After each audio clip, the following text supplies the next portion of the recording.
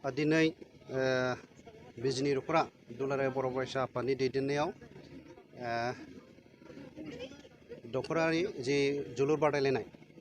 दा बेहाय दिनै जागायजेननाय दा बे जागायजेननायाव दिनै आलासि महरै आङो बेहाय नुजाथिनानै जोबोद गोजोननाय मोन्दों आरो बिजनि ओनसोलनि जे गेलेगिरि बिथांमोना जाहाथे इयुनाव जाहाथे गावसोरनि गेलेनायजों लोगोसे ओनसोलनि जे जाखांफुनाय जे जोंनि जाखांफुनाय गेलेगिरि बिथांमोन दङ आरो बिथांमोना जाहाथे गोजौ लेभेलाव बा गावसोरनि दिन्थिनानै जे डिस्ट्रिक्ट स्टेट नेशनेल इन्टारनेशनेल जे बाहागोआव लाहैनो मोनगोन आं बेखौ मिजिंथिबाय आरो लोगोसे बे ओनसोलनि जे बिजनि ओनसोलनि जे जायफोर गेलेगिरि बिथांमोन दङ बिथांमोना जाहाथे दिनैनि जे खेलखौ नायनानै जि गोजोननायजों लोगोसे बिथांमोना दिनैनि खेलजोंनो जायखि इयुनाव जायखि बे गेलेगिरि बिथांमोनहा जाहाथे फैबाय थानाय समाव बे ओनसोलनि रायजो राजाफोरा जाहाथे रायजो राजाफोरनि गेजेराव दिन्थिफुंनो हायो आरो लोगोसे बिथांमोना जोंनि बिटिआर ओनसोलनि बा बड'लेण्ड ओनसोलनि जे गेलेगिरि बिथांमोना सुबुं धोन आरजिनानै लानो हायो आं बेखौ मिजिंथिनाय थाबाय आरो लोगोसे दिनैनि जे खेला बेयो जाहाथे मोजाङै मोजां जाथों आं बेखौ हास्थायनानै फैबाय थानाय समाव जि बेहाय जोबजासे जे बिजनि दख'राया जे खेलखौ सामलायबाय थागोन आरो जोबजासे मोजाङै सामलायगोन आं बेखौ मिजिंथिबाय गोजोन्थों। बिजनि दख'रा दुलाराय बर' फरायसा आफादनि बानजायनायाव देग्लाय 19थि बड'लेण्ड मुंख्लं ट्रफि जोलुर बादायलायनायखौ बलांगुरि दालाइ एबसुनि सिङाव थानाय बलांगुरि गोजौ फरायसालि गेलेग्रा फोथाराव सप्तासेनि हाबाफारि लानानै जोङो दिनै बेखेवजेनबाय। बेवहाय दिनै 28 सेप्तेम्बरनिफ्राय फैगोन 5 अक्ट'बराव फाइनाल जागोन आरो बेवहाय गासै दख'रा एबसुजों लाफानानै गासै मोन 13 दालाइ एबसु गासै 14टा टीमा बेवहाय बाहागो लादों आरो दिनैहाय मोनसे गाबोननिफ्राय मोननै जागोन बेनिफ्राय जोंनि खेलाया सोलिबाय थागोन।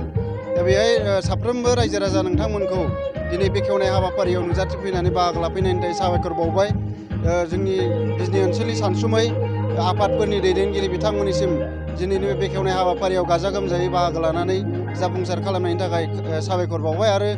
नोंथांमोननि चेनेलनि गेजेरजों खावलायबाय जाहाथे बे 8 साननि जे हाबाफारि फैगोन 5 अक्ट'बरसिम जानो गोनां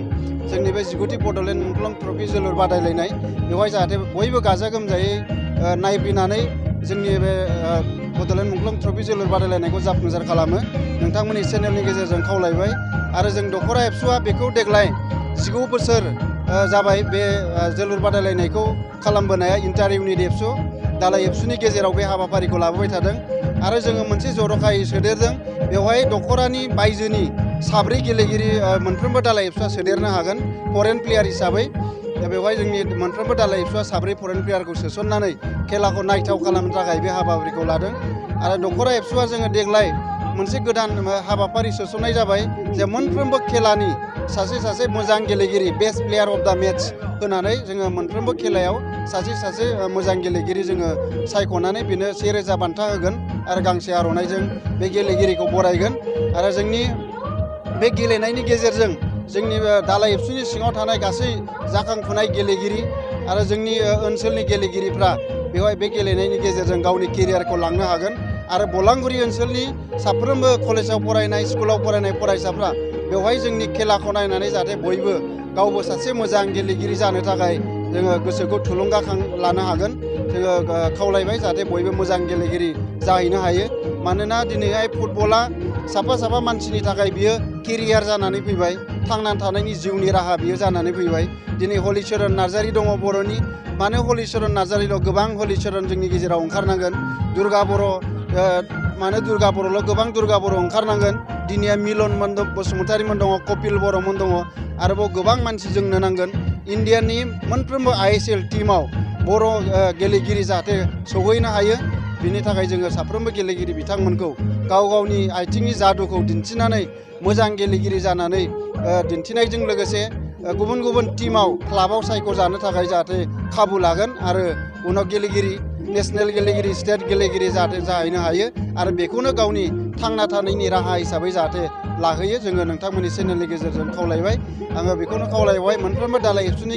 गेलेगिरि बिथांमोना जाहाथे मोजाङै गेलेनानै बे जोंनि 19थि बड'लेण्ड मुंख्लं ट्रफि जोलुर बादायलायनायखौ जाहाथे गोजोनै खुंफुंनायाव मदद खालामगोन साफ्रोमबो रायजो राजा बिथांमोना जोंनि बे हाबाफारिखौ जाफुंसार होगोन जोबजासिम जोङो नोंथांमोननि चेनेलनि गेजेरजों खावलायहरबाय।